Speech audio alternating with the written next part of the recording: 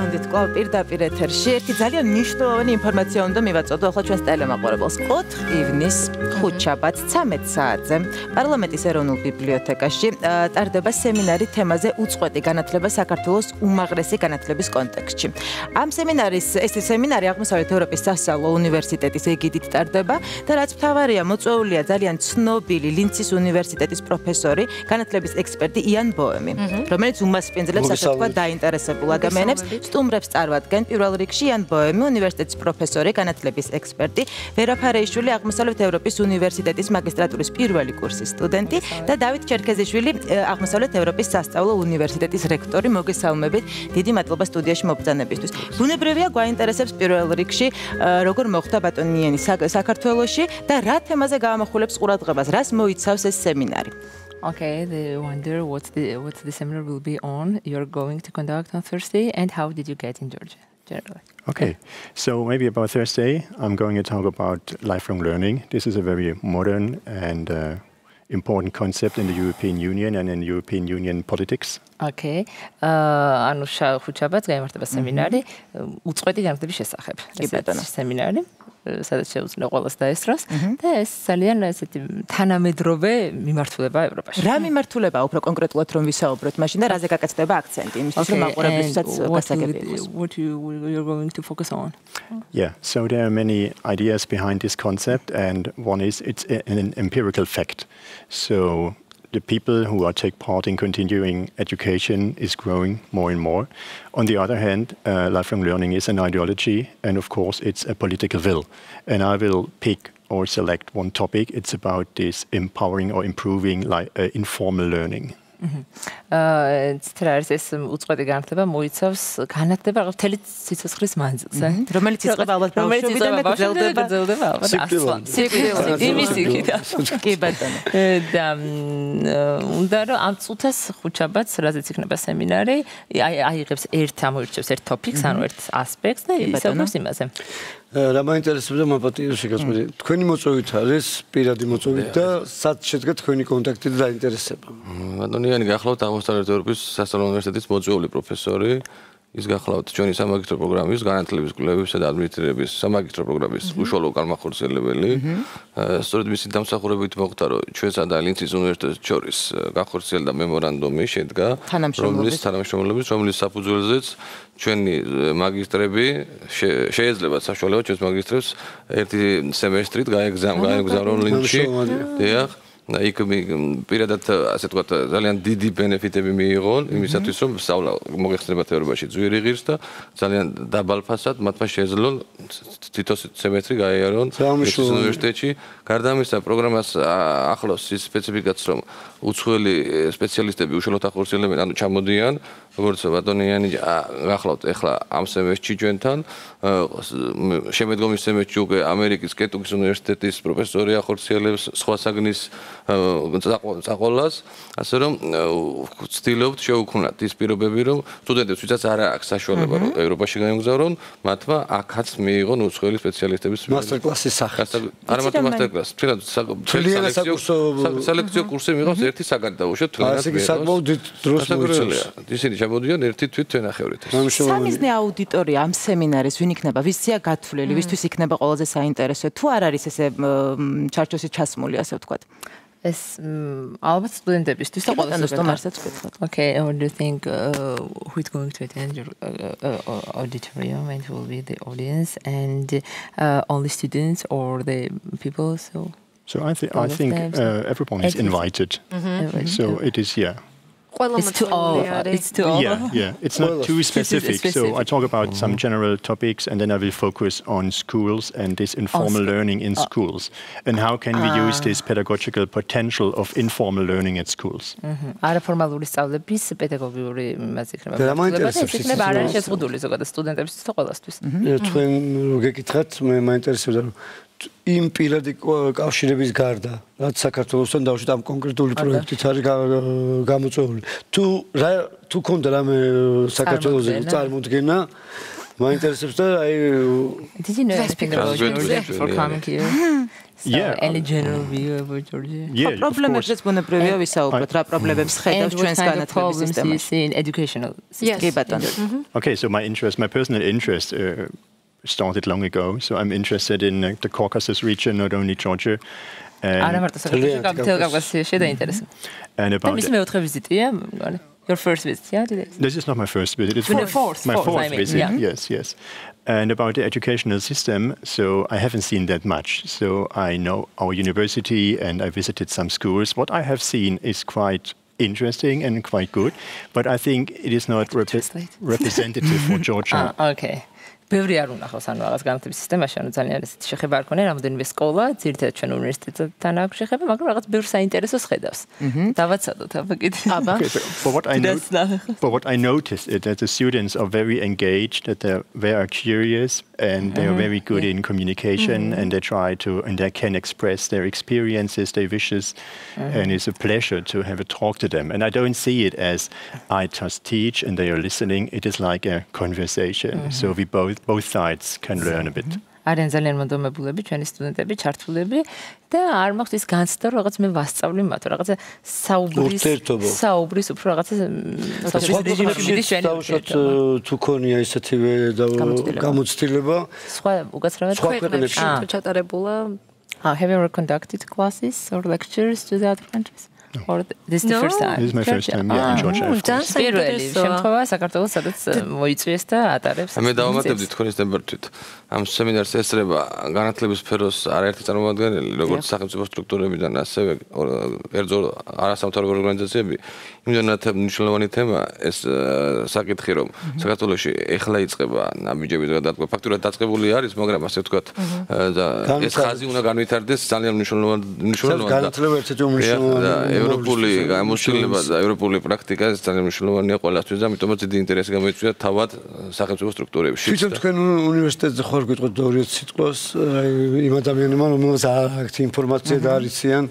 აღმოსავლეთ ევროპის სასწავლო უნივერსიტეტი გახალავთ რამოდენიმე წლის ჩამოყალიბებული ისახორციელებს პროგრამებს საბაკალავრო და სამაგისტრო პროგრამებზე ჩვენთან განსაკუთრებული მიდგომა არის იმ გაგებით რომ პროგრამები გვაქვს ის მხოლოდ იმ ხარისხის და იმ საჭიროების რასაც ითხოვს გარემო ჩვენი ანუ სპეციალისტების მოზადება ხდება ისეთების რომლებიც დღეს ფაქტურად კადრებით ძალიან ცოტა ყავს აი მაგალითად თქვენც მოგეხსენებათ არ არსებობს და საქართველოში ადამიანური რესურსების მართვის ასე იგი სპეციალისტი, ასე ვთქვათ, ძირითადად თუნმე არსებობდა ესეთი პროფესიონალი HR-ი, ეს იყო, რომელსაც ჰქონდა მას მიღებული განათლება უცხოეთში.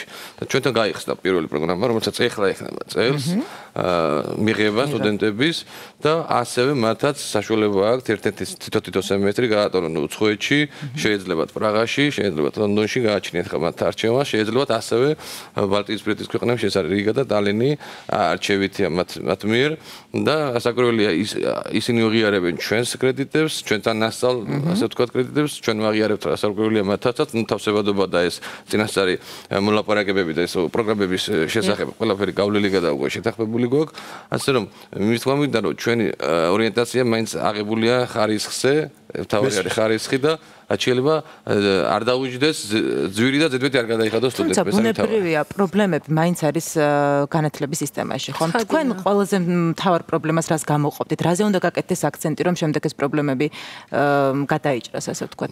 სად არის სუსტი რგოლი? მე როგორც უნივერსიტეტის ხელმძღვანელი შემიძლია თქვა რომ უნივერსიტეტის წარმატება ჯამში და საერთოდ სასწავლო პროცესის წარმატება და ის კვლევასა და მეცნიერებასთან არის დაკავშირებული უპირველეს ყოვლისა მარტო ლექციით არ უნდა შემოიფარგლებოდეს სწავლა ის უნდა გაგრძელდებოდეს ყველა შემთხვევაში ეს იგი პრინციპში მაპატი თუ შეგაწყვეტინეთ მნიშვნელოვანია ერთგვარი სწავლების ნიადაგზე ხდება, ბაზრის შესწავლა ხდება და სწორედ აქედან გამომდინარე ბაზარი, რასაც ითხოვს, იმ მიმართულებით ეს ძალიან მნიშვნელოვანი ეს იყო თავიდანვე ეს იყო ჩადებული, რომ ჩვენ ხა შეიძლება მაგალითად გვაქვს ძალიან გვაქვს ბიზნესის ადმინისტრაციის პროგრამაც გვაქვს სამართალის სასარგებლო ძალიან მაღალი დონე, მაგრამ ფიქრობთ იმაზეც რომ რაც ჭირდება ჩვენ გარემოს, იმაზე ის კადრებიც არ უდგინოთ. ადამიანი რომელიც ამთავრებს, იმას პრინციპში გარანტირებული აქვს სამუშაო ადგილი.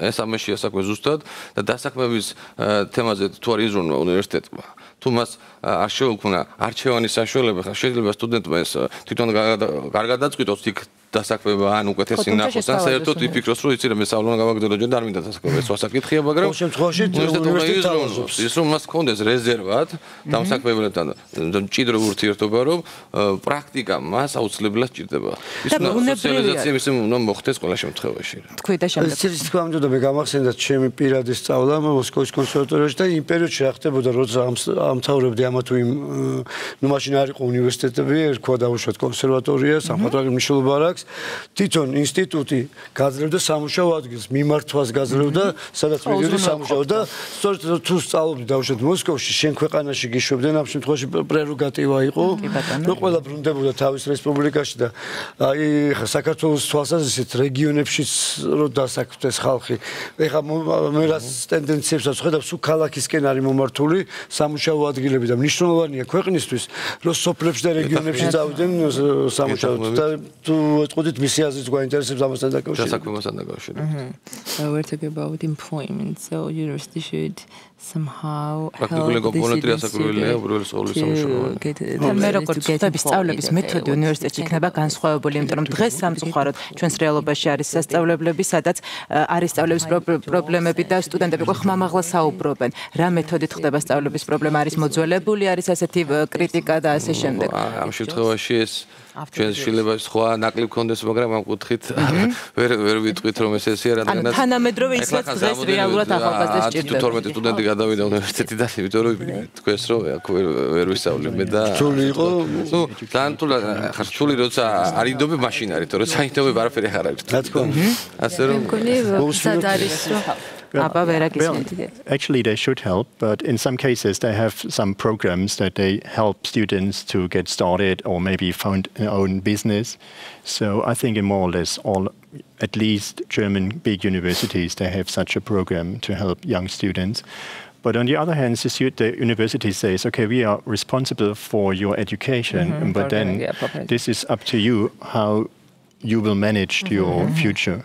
გერმანიის უნივერსიტეტებში არის მაგალითად ესეთი პროგრამები, სადაც ასაქმებენ თვითონ უნივერსიტეტი მე თავის სტუდენტებს ასაქმებს, მაგრამ ზოგადად უნივერსიტეტის დამოკიდებულება არის და მისი მოვალეობა რომ ის ესეთი განათლება რომ მე თვითონ აირჩიოს სამსახური.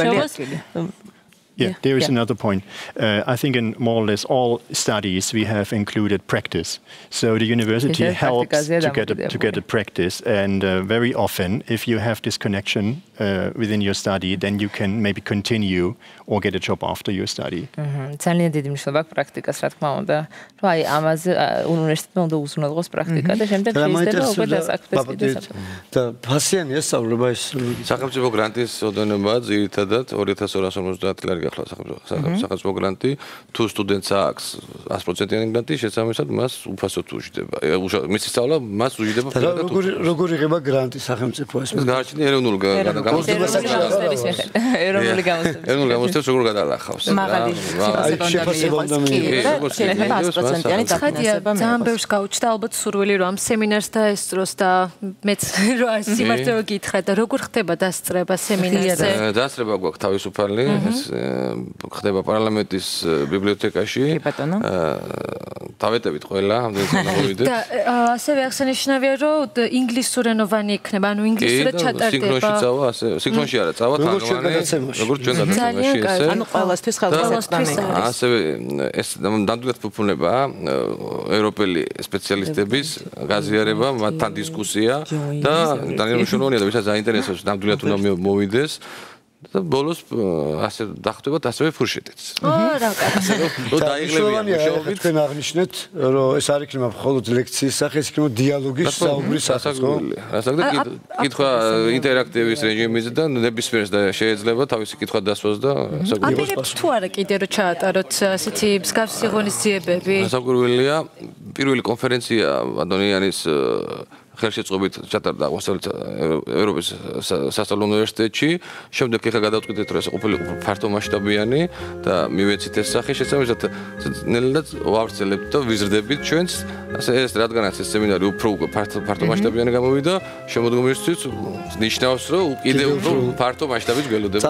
ვერას მე მგონი გაუმართლა, იმიტომ რომ არის აღმოსავლეთ ევროპის უნივერსიტეტის მაგისტრატურის პირველი კურსის სტუდენტი. თვლი რომ მართლა ეს დიდი მიღწევაა, რომ ამ უნივერსიტეტში ხარ და რას იღებ ისეც, რასაც სხვაგან ვერ მიიღებს სხვა უნივერსიტეტებში. ეს ჩემი პირველი პროფესია არის, მე გახლავთ ინგლისური ენის პედაგოგი და რაღაც ვარჩევდი მონათესავე სფეროს.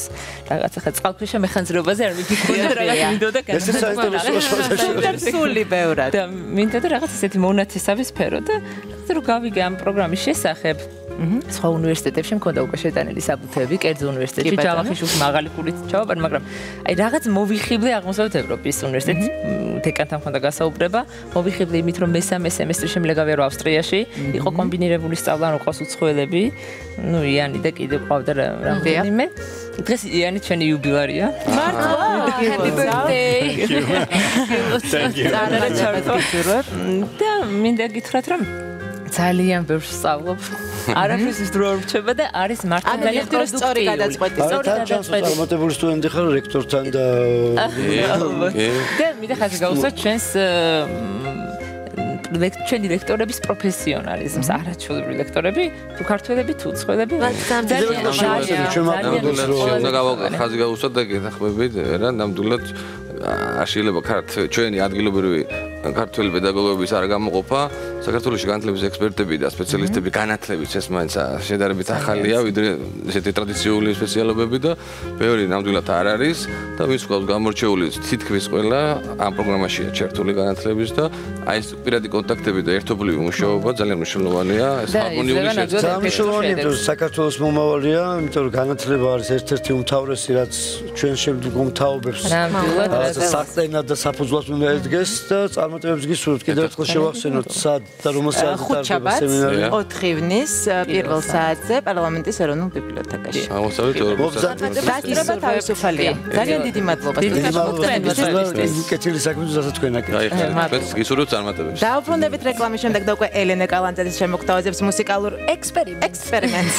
დაგველოდეთ.